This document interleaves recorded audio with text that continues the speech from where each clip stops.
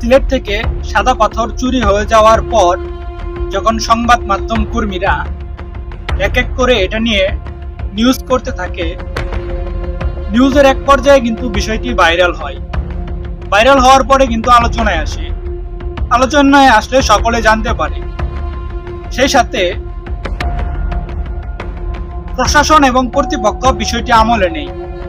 শুরুতে হয়তো তাদের চোখ ছিল না, যদি চোখ থাকতো তাহলে মনে হয় এভাবে দেশের সম্পদ নষ্ট হতে দিত না, চুরি হতে দিত না।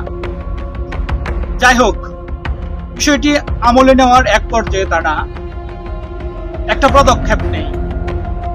চুরি হওয়া পাথরগুলো পুনরুদ্ধারের জন্য তারা মাঠে নামে। এখন পর্যন্ত সর্বশেষ আপডেট অনুযায়ী 3 দিনে 35 ঘনফুট পাথর পুনরুদ্ধার করে পুনরায় সেখানে স্থাপন করতে সক্ষম হয়েছে।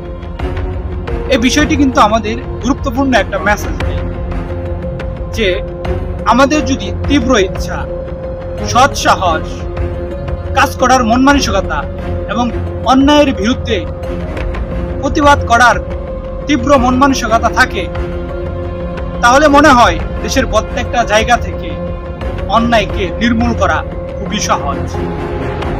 যেমন সিলেটের পাথর চুরি হয়ে যাওয়ার পর প্রশাসন জানার পরে যেভাবে আত্মবিশ্বাসের সাথে কাজ করেছে, আমার মনে হয় এভাবে যদি দেশের প্রত্যেকটা সেক্টরে, প্রত্যেকটা স্থানে, প্রত্যেকটা জায়গায় অন্যায় এবং দুর্নীতির বিরুদ্ধে যদি কাজ করে যায়, তাহলে মনে হয় দেশ থেকে যে কোনো ধরনের অন্যায়, দুর্নীতি, লুট সহজে নির্মূল করা সম্ভব।